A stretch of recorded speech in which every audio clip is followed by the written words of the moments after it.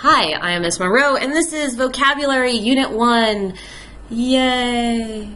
I would follow along and stop the video every once in a while so that you have time to write and you're not rushing. All right, here we go. First word is sumptuous. Is an adjective. It means costly, rich, magnificent, expensive looking. Synonyms: lavish, magnificent. You get the feeling that this is a positively toned word. It's used to describe something. So, the party guests marveled at the sumptuous feast that was prepared for them. Sumptuous is describing the feast. It most often is used to describe food or like the feeling of material, like a fur coat would be described as the sumptuous material. Convivial, it's an adjective. It means festive, sociable, having fun together, genial. It's a word that describes either a person or an event that is really jovial and fun. So, Thanksgiving dinner at my grandparents' house is always a convivial family gathering. So the gathering is kind of festive, it's fun. You could also have a convivial personality, one that's really sociable. Fatuous, adjective. It means stupid or foolish in a self-satisfied way. It's usually going to describe somebody's behavior, especially if somebody is doing something like, look at the sentence. Handing in a paper without proofreading or editing would be a very fatuous thing for a student to do. It's like you're doing something because you think it's going to be right, but it's not going to be. So very negative, very negatively toned word. And again, it most often has to do with behavior. Litany. Litany is a noun. It is a long list or a tedious recital or repetitive series. So whenever her ex is mentioned, she responds with a litany of grievances that she has about the relationship. So it's like a long list of anything. You could have like your grocery list can be a litany today or this week. Or like if you go to church, you can get bored after listening to the litany forever. A long recital of like the saints. Obsequious, that's how you say that. Isn't that a great word? As an adjective, and it means excessively submissive, obedient, and attentive. So it's like somebody who's like kind of like brown-nosing a little bit, like they're just so, wanting to please whoever it is that they are acting in an obsequious manner. So pugs are a very obsequious breed.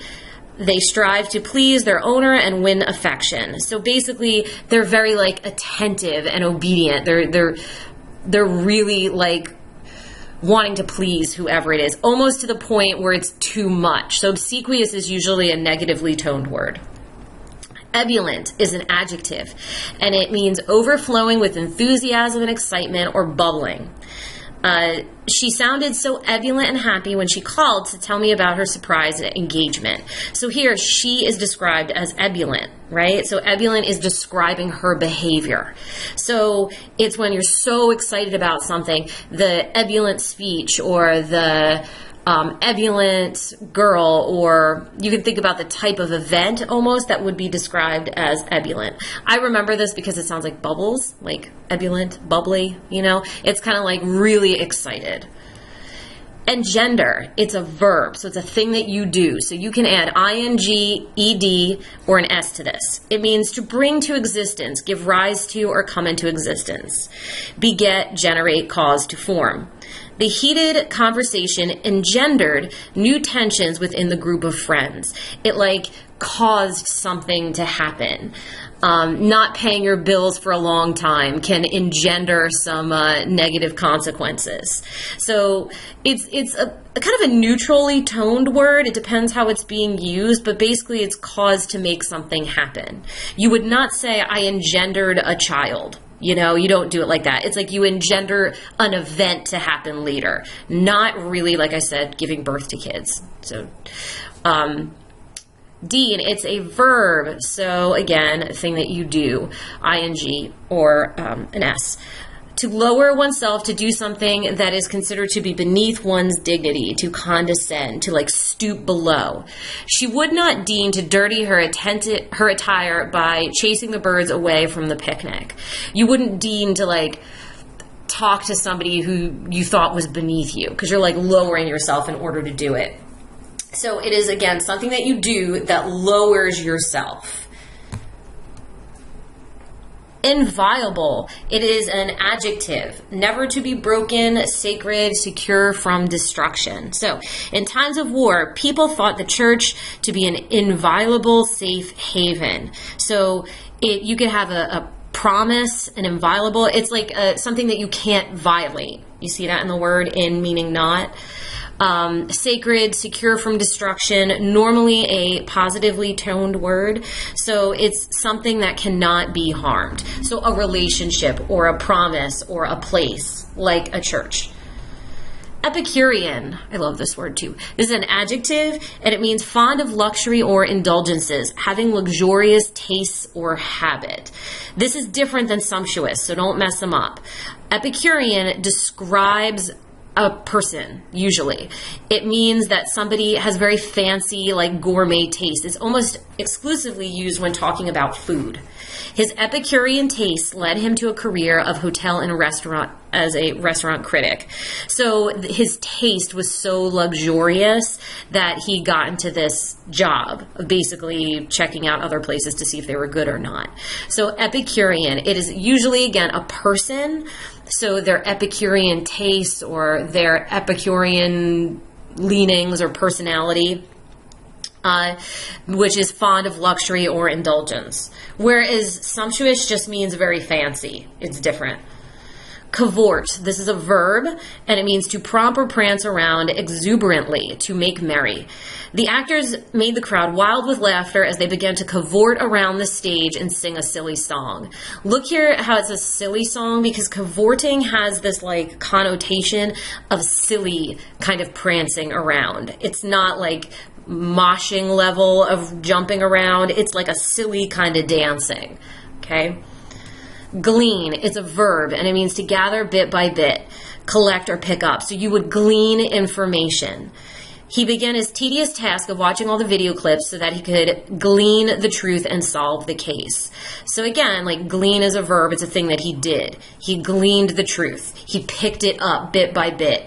You could glean a field, meaning like you go through a field and pick out the corn, but that's really the only time you'll use glean in that way, to gather. You're not going to say like, I'm going to glean my bedroom floor for like paper clips. You don't really use it in that way. It's most often used to describe ideas or gleaning a field. Inane, this is adjective. Silly, empty of meaning and value. Silly, frivolous. The students asked the teacher inane questions, hoping to waste time and avoid taking the test. We've all been there. Inane just means silly, empty of meaning. I think of girls talking in a dressing room, if you've ever had the pleasure of listening to that. It's just inane conversation, like silly, like, how does my butt look in these pants? Like for 2 hours. So it's just like silly conversation, inane. Pedantry, it's a noun. A pretentious display of knowledge, overly rigid attention to the rules and details, being nitpicky, more or less. He was overly concerned with the pedantry of science and could not see that there were other ways to solve the problem. So pedantry is like two things. It's either somebody is showing off their pedantry by like just being a know-it-all and basically like saying everything they know about a topic to make themselves seem great, or it's somebody who really follows the rules. So you would want, well, maybe you wouldn't, but you would want a VP who is known for their, well, maybe you would, who is not known for their pedantry, being too nitpicky. You wouldn't want a teacher who is known for their pedantry, because again, that means nitpicky, and you really wouldn't want that.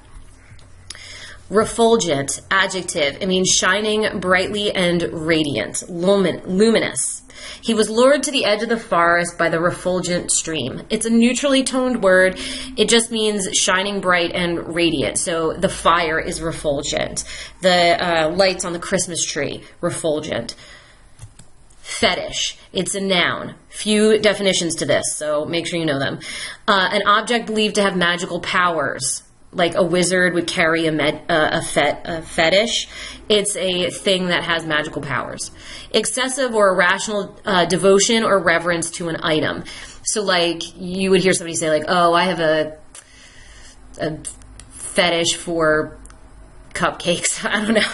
There's a way that this word is most often used, and I'm sure you know it.